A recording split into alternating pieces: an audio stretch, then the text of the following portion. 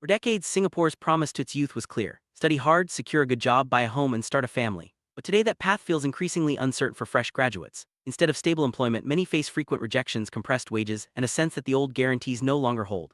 This video draws on the analyses of Liang Shihan to explore why this is happening.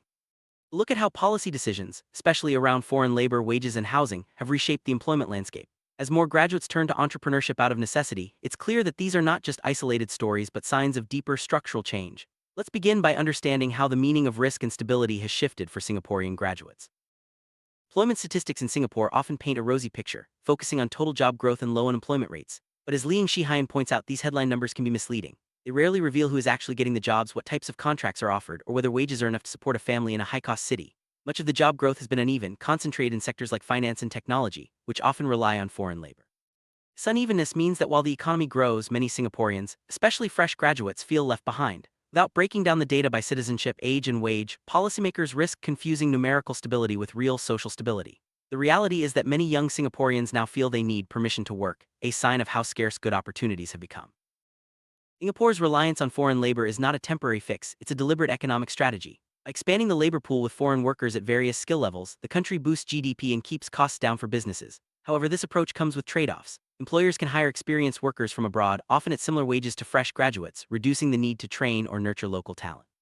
Singaporean job seekers, especially new graduates, this means stiffer competition and less bargaining power. Calls to simply upskill locals often miss the point. If the supply of labor keeps growing faster than demand, even highly qualified citizens will struggle to find stable, well-paid jobs. This system shifts risk onto Singaporean workers, making it harder for them to secure the stable careers that previous generations enjoyed. Wage suppression in Singapore isn't enforced by law but emerges from the way the labor market is designed. As more foreign workers enter, competition increases and employers gain leverage, especially over fresh graduates. Many encounter job offers that fall far below advertised salaries or are pushed into internships and contract roles that substitute for proper entry-level jobs. At the same time, credential inflation means that degrees and even postgraduate qualifications are now just the baseline. Employers raise requirements without raising pay, leaving graduates to invest more in education just to stand still. The psychological toll is real. Many delay life decisions, lose trust in the system, and start to see entrepreneurship as a more honest, if risky, path.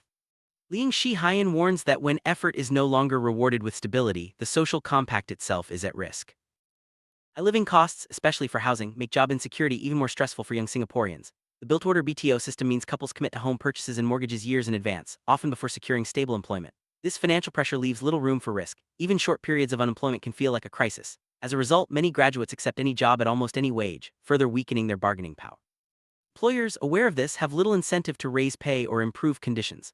Liang Shihan argues that the interaction between housing debt and labor oversupply is central to understanding why wage stagnation persists. When the cost of living is high and job security is low, the pressure on young people becomes a defining feature of their early adult lives. The last few years, nearly 90% of job growth in Singapore has gone to foreigners, leaving native Singaporeans with a shrinking share of new opportunities. This stark statistic highlights the urgent need to rethink what stability means for the next generation. The old path, study hard, get a job, buy a home, is no longer guaranteed. Instead, young Singaporeans face a landscape shaped by policy choices that prioritize economic growth over individual security. As Liang Shihan's analysis shows, the challenge is not just about numbers, but about restoring trust and opportunity for those who have done everything right. The future of Singapore's social compact depends on whether it can adapt to these new realities and ensure that effort and aspiration are once again rewarded.